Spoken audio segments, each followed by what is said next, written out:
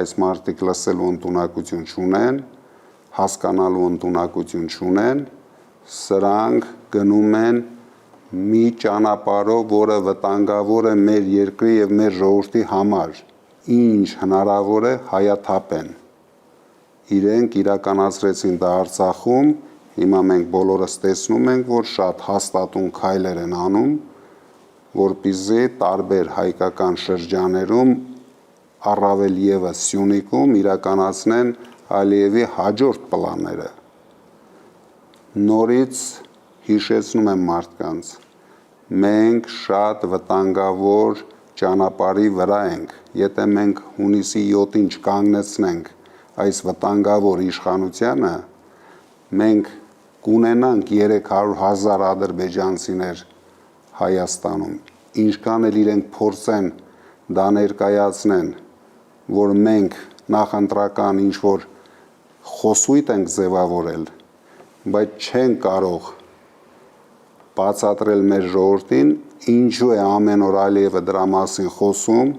ինչու են Ալիևի օգնականները դրա մասին խոսում, ինչու է Փաշազադեն արդեն պլանավորում Հայաստանում իրենց մսկիթների կառուցումը, ինչու են իրենք հունիսի 16-ին, 17-ին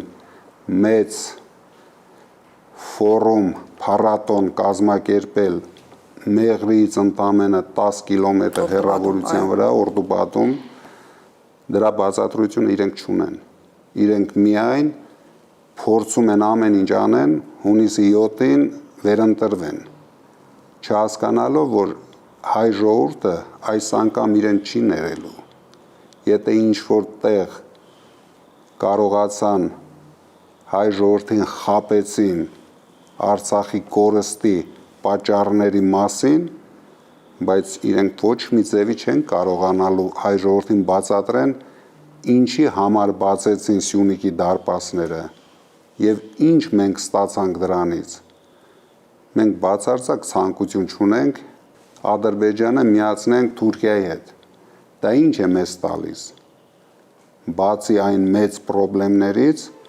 ինչը որ հետևելու է այդ քայլերից հետո։